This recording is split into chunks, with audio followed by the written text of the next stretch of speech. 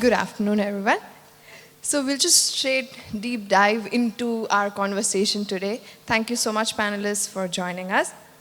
What are we going to talk about today? Is just two very simple things: a consumer and a brand. And very simple. How do they talk to each other? No complications, right? Okay. But the most important thing is when consumers, that's all of us, we think, we feel, and we have this need to buy something. And at the same time, what does the brand do? They just fulfill your need or requirement. But how does that spark connect, right? So we'll start today with Rakesh. Uh, I would want to know, how is it that that friction is improved in both the experience of the brands and the consumer talking to each other? What do you guys do different? How has something worked? Has something not worked? Have you all learned anything? I can share one recent example. Our online and retail department work separately before. So online orders were dispatched directly from our one warehouse in Sharjah, and which caused delays. And what we find out is, what we did is we implemented rider on demand service on the retail store and synced the online and retail inventory and started dispatching product directly from the retail outlets, which make very good impact. We were able to deliver the products within 45 minutes in some areas. Before it was taking 2-3 days. Even if the customer is near to our store, again it was taking time. So that change was improved conversion rate, customer satisfaction, return orders, and for us that simple layer of friction made very good impact on the business. So this is exactly what happens, right? The delivery times are the most important for a consumer. There was a time when we were okay for a one-day delivery, but today everyone strives to deliver in 12 and 14 and 11 minutes. So that is important for a consumer. But it is also important for a brand? Do you think so? Yeah, actually right now the consumer need the products within an hour or 30 minutes. They don't care if it's from the warehouse or anything. So they said, even I can get my food in 10-15 minutes. Why don't you can't deliver? So it's the question. So if that is your USP that you're looking at today, how do you market that? Yeah, we can. Of course, we need to improve that. Mention that in the websites and mobile apps and everything. Say if the customer, because for example, Valentine's Day, they need the product. Most of them forget their gifts and all. So what we did is they can simply order from a WhatsApp chat or chat message. They can get the delivery within an hour or something, anywhere in the Dubai and all. So it's make very good impact. Customer need that kind of service. That's the main point. Exactly, because we as consumers, we think in emotions. It is the impulse that drives that purchase. So on those lines, maybe I would like to ask Abid, do you think that, or maybe let me put it like that. So what is that one signal that you get from a consumer that the discovery, the engagement, and the actual transaction is just one journey? Do you believe that? And if so, why? Okay. Yes, definitely yes. The discovery, engagement, and transaction is one journey for me. Reason why, the intent begins when the customer discovers about my product or a service through online channel, offline channel, word of mouth, or it could be the past experience. Now, he has already created an intent. If he comes to my store or a website, he wants to look at the same product or the offer that he has seen. But if it is not available at my store, or the offer is not there, or there is a huge checkout line in the checkout, that is a bad experience for my customer. So the signal is that, if I face a lot of these issues at any store, so the thing is, I will see an annoyed customer, a dissatisfied customer, and that will lead to abandoned trolleys. So people will put all the products in the trolley, they will see they don't have a better experience, they will leave the trolley, or they will reduce the size of the trolley. So what we have to do is definitely, yes, this journey has to be maintained properly. it should be flawless. So if you give a good journey to the customers will be delighted. And if this flawless is maintained and delighted customer is there every time they shop, then it will be a loyal customer. So definitely, as per my point of view, the journey should be flawless, and it is very important in terms of retail. Thank you. And if I can add to that as well, the journey has been compressed from what it used to be. So before we had a whole funnel of they will see the ad and then they will go to the store, awareness, consideration, trial, and each one of the phases takes such a long time. Whereas right now it's scroll TikTok, you like what is there, you press the button under it, and you purchase it on the spot. So that whole compression of that funnel is what we're experiencing today. And as brands, we have to be really part of that change and part of that wave, because if we're not, we're gonna lose a big chunk of business to smaller brands or brands that are self-made. And so you have to play where consumers are. So this is how they think, and this is what they want. So compressing that journey and being efficient at it is very important for us nowadays. Absolutely. And on point, my next question was for you. So you and I are from the same industry, which is F&B and food. Food, you never need a reason to eat, right? You may need a reason, maybe I want to buy a perfume or a eyewear, but food, you never need a reason, and it's just an emotion, right? Is it difficult to market that emotion? I mean, I'm lucky because I'm in pizza, right? Who doesn't love pizza? Better, right? Who doesn't love pizza? It's about finding the consumers at that point where they're thinking about it. When are the consumption occasions of pizza? With groups, with friends, when you're having a tough day and you just want to, have a good time, that's QSR specific. If you're watching a movie, watching a game. So it's just about being top of mind, being relevant at these right moments on the right channels. And we have a lot of technology that nowadays allows us to do that. So exactly. So it is a real-time transaction, right? Do you want to tell us if there's an experience that you want to share with us, how this real-time transaction has turned into an actual transaction, which money coming into the bank? Yeah, it's about being fast to react. So often we say it's about knowing the consumer insights but to be honest, it's more of an internal kind of efficiencies. So if you think about it, we have a lot of tools that give us the insights that we want. We have like advanced paid media insights. Even the Metas and the Google ads have become so good at hyper targeting.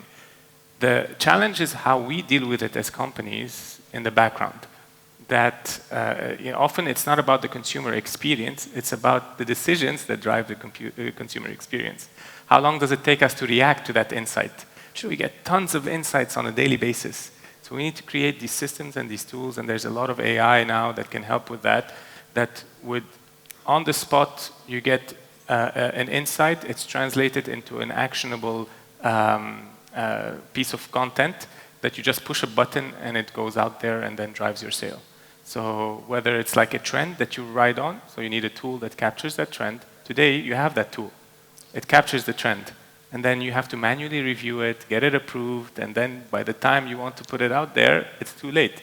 True. So that link of getting that insight being analyzed and put in as relevant, being put into a piece of content or whatever the action is, and then the human, which is what we do, would come and say, okay, this is great, approve.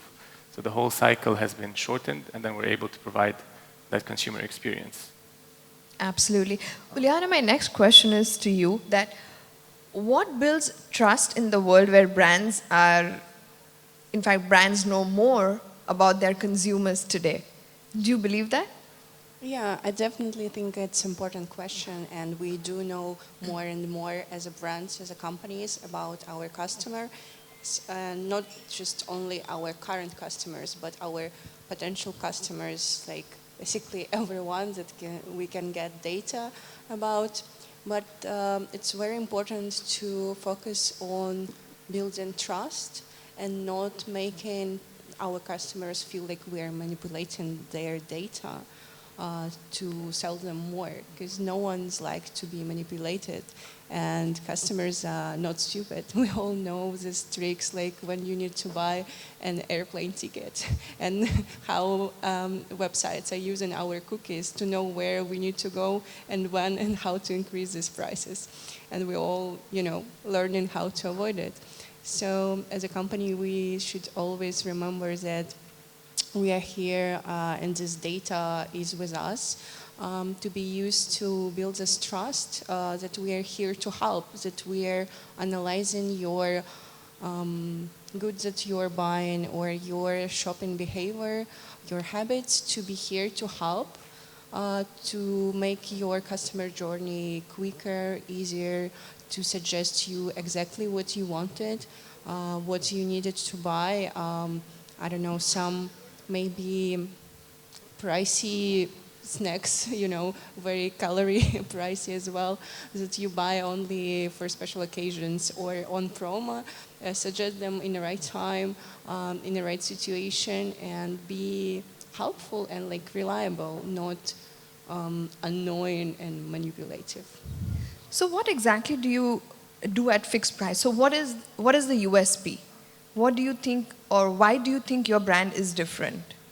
Yeah, in fixed price and overall, I would say in value retail, we focus on trust and simplicity, because brand in this case is a lot, about execution, about not making everything too complicated. We compared to some, very digital retailers, we don't use this much of data. We don't try to know too much about our customers. We just focus on simple things and on making the journey simple and reliable. Our main USP is everyday low prices. So we want to build this trust that we are always here. Our prices are clear. Our promos are clear. We don't make things too complicated. So your journey, your customer journey is definitely different for in-store and online. Do you want to talk something about that? Do you have a different strategy? Yeah, of course, we have some differences, but we don't see it as as we have customers who only shop online or we have customers who only come to store. We always try to think about it as omni-channel experience, because it's, customer journey is not a straight line. It's more like a loop, and today you maybe want to order everything online, and maybe today other day you want to come in store, and you probably have not only one, subscription to, I don't know, Noon Plus, but you have different. And maybe today you feel more like buying something on Noon Now, and tomorrow is delivered. So it's all, and we again, as you said, food, for example, is very emotional, and we True. a huge part of our assortment is food. So as food seller and just retailer, we work a lot with emotions as well, and we're just trying to be ready for our customer to come from any channel and make everything simple and in all parts of this journey. Great. Abid, maybe just on the retail side, I would just ask this. When do you market to your customers? Because I may be doing groceries every week, but there are people who do the major grocery runs, maybe the beginning of the month, some do towards the end, someone like me have no timetable, would just do whenever you have the time. So how do you market to these people? Because like I said, food is an emotion, but groceries or retail buying is a necessity. So how do you do, maybe Abid, is there a different strategy, or I'm more interested in knowing how do you do it? So what we do at Mark and Save is we divide our promotions into weekday and weekend promotions. So that is our basic bifurcation. And majorly what we see is major of our people will come in the weekend to shop. And that is where our marketing spends are high. Right. And we want to target many of the customers coming in the weekend part.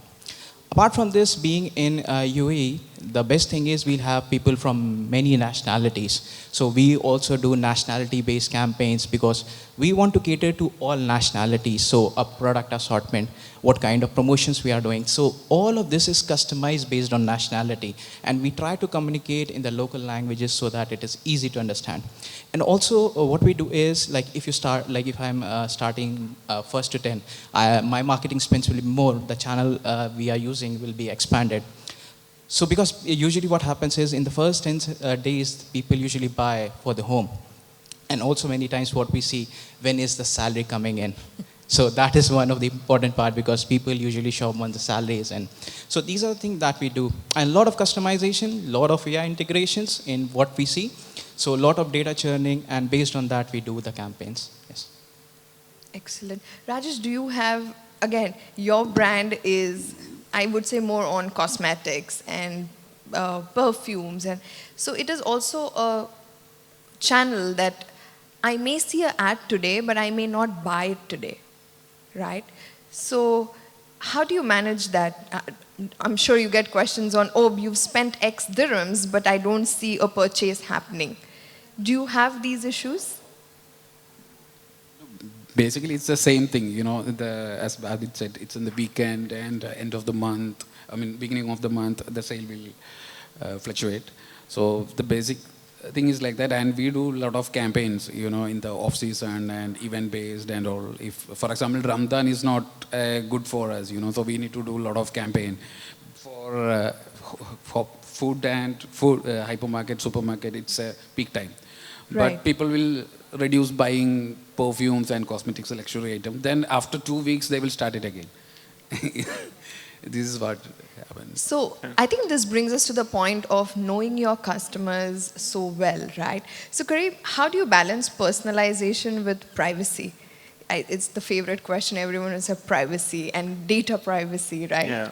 So how do you maintain that balance? You know, it's about earning the trust of the consumers. So when you have to ask the question of how did they know that, it means the system is not right. You're not doing it right. So you know, when if you take your phone and you say, I don't know, car, and you get a car ad, that is probably a privacy concern, right? But when you customize based on actual habits, so for example, someone who's ordered from our app a pepperoni pizza and loves to order pepperoni pizza every Friday, then when you give him a push notification saying, hey, your usual pepperoni pizza is ready for your order, then that is not spooky. You know where the True. data is coming from. 100%. So that is personalization, whereas you're respecting the privacy because you're using the data that is provided to you and not third-party lookalike audiences. It's like other people like you like this, right? That's a bit more like, I feel like There's you a really question know me. there, Yeah, there's like- a question there. But whereas if this is the pizza that you like, it is actual purchase behavior that I gave you. True. Right? So I think this is the balance. And with that kind of approach and adding more value to consumers because of it, you will gain the trust of the consumer. And the consumer is willing to share more data because they know exactly how it's used. Right? So if you tell me that, I have a family vacation, and then you would know that you'd get offers for family offers if you provide that data. And if you don't, then that's okay. And I think this is, the balance between personalization and privacy. Excellent. I mean, that really makes sense when, everyone just says that. I love the example of if you pick up your phone and you say car. It's obvious that you're going to get those ads. That's what we do, right?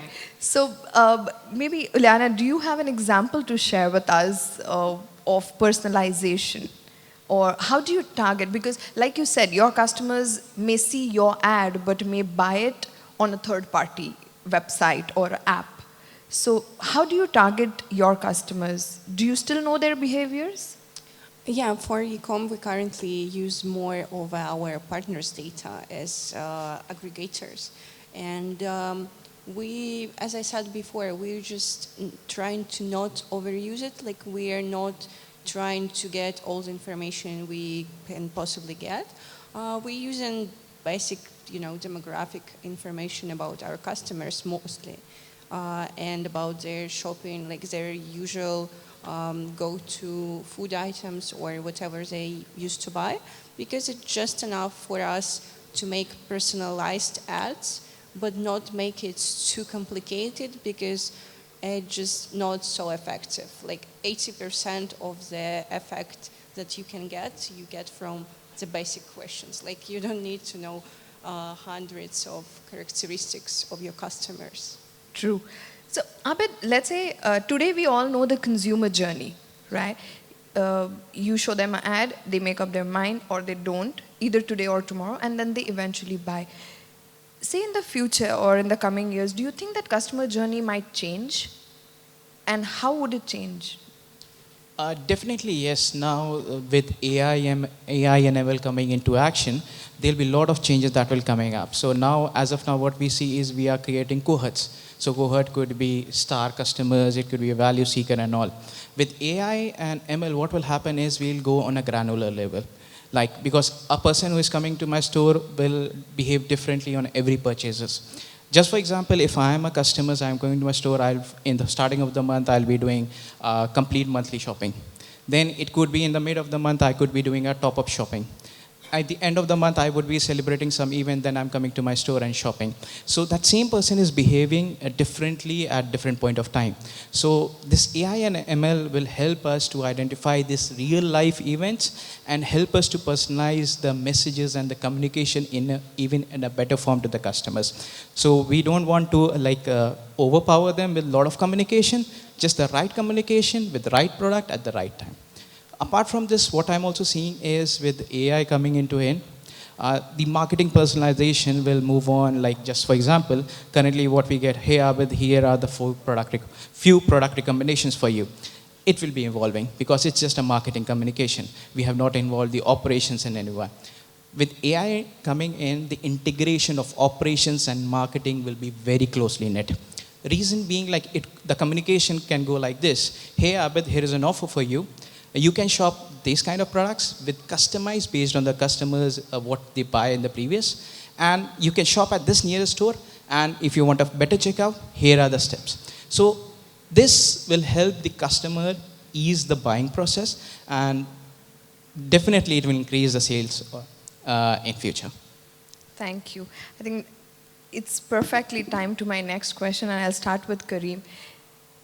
I'm sure that we all here believe and we are in agreement that the intent to purchase journey is easy. But is the internal journey in our organizations easy? Is everyone in sync? We marketers, to ops, to your finance, to everyone. Are we in sync? That do we all have the same? Yes, we all want the revenue, but the journey is what is more important, right? What kind of challenges do we face? Or maybe we start with Kareem. Honestly, it's a very, very important topic. So important that I'm studying that topic.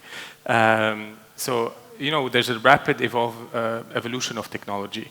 Everybody's speaking about AI, and it's about how you implement it. And you have those who say, AI doesn't do anything, show me the money. You have other people that are, AI is going to replace my job, so I don't want to adopt AI. The value is about understanding how AI can add value to your business and having a structure that is supported by the leadership that would allow the integration of AI in a way that would really benefit people, where they stop spending 80% on administrative tasks and they spend that 20% in providing more value to our consumers. Better ops, better products, better marketing, all at an efficient rate by utilizing these technologies. And I think, to answer your question today, no, I don't think we are there. And that's why a structure has to be put into place in order to get people on board. It's by seeing the value of it. So, because you have people and it's not good or bad or right or wrong. It's about aligning on the end objective and really seeing the overall picture. So, I'll share one example here. It's very simple. When we look at inter-department conversations, how marketers think to how a finance would think. There's a brunch package I'm working on, and I said, the finance said it's 200 dirhams, and I said, no, I want to do a 199. And then he did this Excel and he showed me, you see how bottom line is going to get affected? For me, it was just a dirham. But what finance sees is, oh my God, but I'm confident that if I say 199, I might get 10 more people in through the doors. But can you guarantee it? See, that's the CFO's mindset. Exactly, but he'll say, but can you get to this number, what is shown in the bottom line? So yes, that it's very important that we all agree on an objective that is going to eventually get money into the bank, right? So, maybe, do you have an example that you're, or an issue that you're facing, or something that you guys have worked on that has helped the business? Yes, definitely yes. In retail, we have to be very dynamic. It's instant. So as we tell that in the customer journey, each team plays a separate role. Marketing will be focusing on awareness and building traffic. My commercial team will be focusing on margins. Then my category team will be focusing on the product display visibility. Operations will be focusing on efficiency and the speed. So what we have to do is we have to bring all of these guys together in retail, especially in hypermarkets kind of segment. So what we do in Mark and Save is like, because we are doing a weekday, weekend, category offers, then we are doing events, nationality offers, a lot of things are there. So what we are doing is we are creating these kind of promotion plan with like a concept of end-to-end event. So we bring everyone in one roof, sit together, marketing will set up the plan, operation will identify how they are going to deliver it, what will be the stock, everything. The commercial team will be sitting together identifying, okay, whether we are selling at loss, we are at a profit, what will be the total outcome of whatever activity we are doing. So at Mark and Save, we are treating this as an end-to-end campaign. So what we do is we set a simple roadmap. We track that roadmap, what was the performance, and if needed, we learn from the mistakes as well. It is not perfect, like whatever we do is perfect. There are mistakes being made. We learn, improvise, and adapt. Perfect. Uliana, do you want to share anything that has worked, or? Yeah, I would probably add, as a part of the retail group that has more than 7,000 stores, that we also, when we define objective finally, we still have to remember that people who, have the data in the company and who are responsible for analysis, for making decisions, they sometimes can be a little bit far from the people who will actually execute it on the ground. True. And yeah, it's very important to align with them as well, even if you have like a lot of these people, and make it clear why are we are we executing this, not something else, and how to make it like simple and clear and make everyone to be on the same page. Absolutely. Maybe Rakesh, have you run a campaign and then your stores say that, oh, we ran out of this product, and then you've pumped in so much money? No, actually what happened is it's easy to connect the technologies. Like the backend will communicate each other. True. But the department need to communicate. That's the main challenge, Even online is there, retail is there, then logistics, everyone in the expert in their area. But they need to work together. That's the main challenge. So we shared a common goal, so to serve the people. For example, in the online and retail experience, we give the ownership of online order to the retail guys. So somehow we fix that issue. Otherwise, the retailers don't want to, support the online, because they are busy in their area. So once we shared the goal, then it was really easy. Interesting. So I think our takeaway from here is it's easy to connect with our customers, but it's little difficult to connect inter-department. And that is something that we all need to take it up very seriously. And thank you so much for being a part of this conversation. Thank you, panelists. And our